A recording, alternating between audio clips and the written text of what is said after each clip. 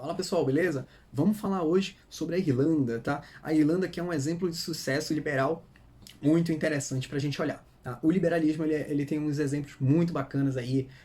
Todos os países que adotaram medidas liberais, seja parcialmente liberais ou totalmente liberais, cada um teve a sua parcela de sucesso e em sua proporção. Okay? Hoje a gente vai olhar a Irlanda e o que aconteceu. Tá?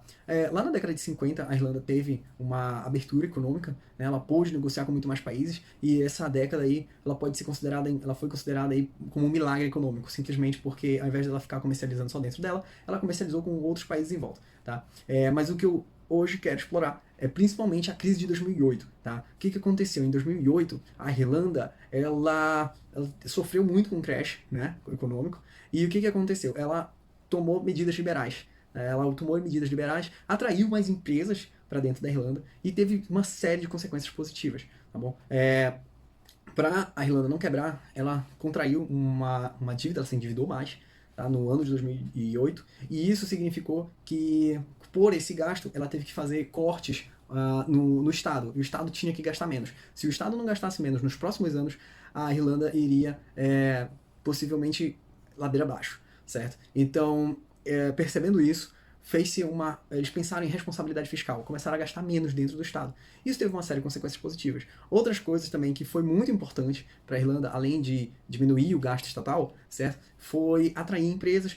Foi considerado pela Forbes, creio que ou 2012 ou 2013, como o melhor lugar do mundo para se fazer negócios. E o que é mais interessante, isso gerou um IDH altíssimo. A Irlanda está aí entre os 10 melhores IDHs do mundo. E por que é tão importante falar isso? Porque às vezes, quando alguém vem criticar o liberalismo, a pessoa diz: porque para mim a economia vem depois do IDH. O importante é o desenvolvimento humano, depois a gente fala de economia. Mas só que essas pessoas esquecem que o dinheiro, o país ser rico, a economia, ela é o meio para que se alcance IDH. Existem países que enriqueceram e não alcançaram IDH? Existem. Como, por exemplo, a China, que ela só é liberal na economia e não é liberal nos costumes, por exemplo. Lá não é tão simples ter uma religião, as pessoas não são tão livres para escolher a religião que querem, não são livres para fazer o que querem, não são livres para tomar as decisões de sua própria vida, de maneira geral, como a gente sabe, a China é comunista. Mas beleza. Então, como é que seria, então, para resolver esse problema? A China, ela deveria ser liberal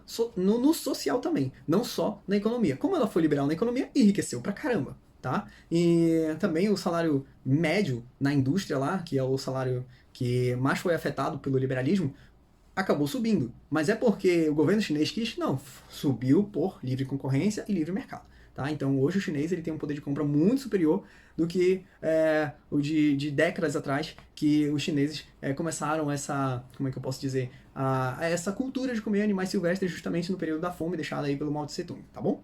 Então tá, voltando aqui para a Irlanda. A Irlanda é um local onde as pessoas são livres, tanto no social quanto na economia, e isso significa que o país enriqueceu e essa riqueza foi distribuída entre os irlandeses. Olha só que coisa bacana, né?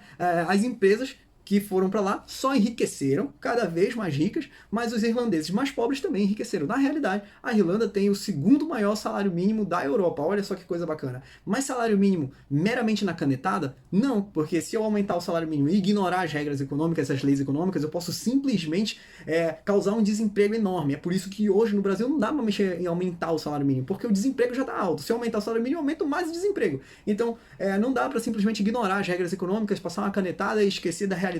Não pode, pode até ignorar a realidade, mas não pode ignorar as consequências de ter ignorado a realidade, tá? Então é esses problemas que dão. Então como é que a Irlanda consegue colocar um salário mínimo aí de 1.600 euros, um pouquinho mais? O que acontece é o seguinte, cara.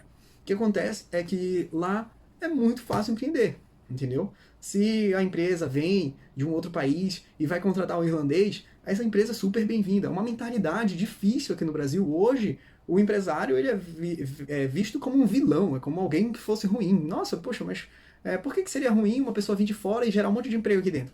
Isso é uma coisa, né? É meio complicado da gente realmente entender. Agora, também a gente não pode achar que todo mundo é bonzinho. E é por isso que é importante concorrência, porque aí, digamos que venha alguns empresários para cá e alguns deles estejam mal intencionados. Se um empresário está mal intencionado sozinho, mas ele tem o monopólio, aí a gente está em risco. Tá? Aí a gente está em risco, porque monopólio é algo extremamente perigoso.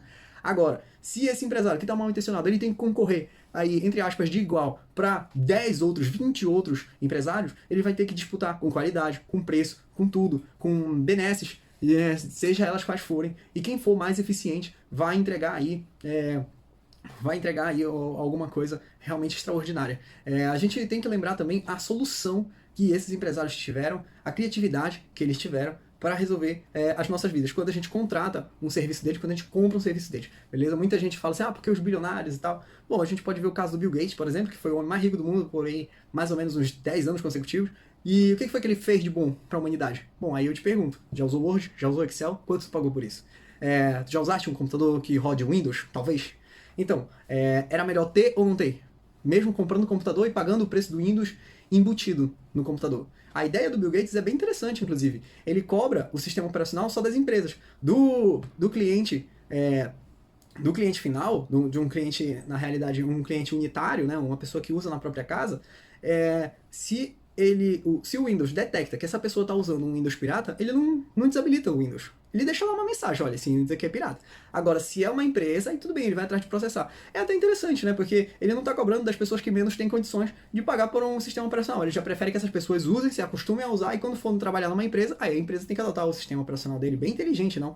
E tá entregando para as pessoas mais pobres. Aí, beleza, o cara é bilionário. É verdade, o cara é bilionário. Ele não poderia doar um pouco desse dinheiro? Poderia, e doou. Ele tá perto de doação de 30 bilhões, né? Ele também é um cara que fez 7 fábricas para poder fazer aí as vacinas do Covid. Então, porque ele não sabe qual vacina que vai funcionar. Então ele preferiu investir nas 7 que ele mais confiava.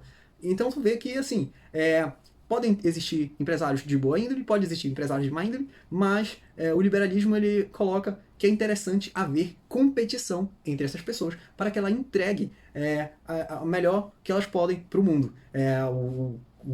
O capitalismo é sobre cooperação, o dinheiro é sobre cooperação. Mas aí eu vou fazer um outro vídeo explicando só sobre dinheiro pra gente falar sobre isso, beleza? Então é isso que eu queria colocar aqui, em suma, que o liberalismo e o pensamento liberal, ele não é sobre defender empresário, tá? É sobre defender as pessoas em geral. As pessoas como um todo mundo mesmo, entendeu? Mas reconhecer que essas pessoas são indivíduos dentro de uma sociedade, que cada indivíduo tem a sua necessidade, cada indivíduo é de uma maneira, pensa de uma maneira e vai encontrar sua solução à sua maneira, tá bom? Valeu, galera. Abraço.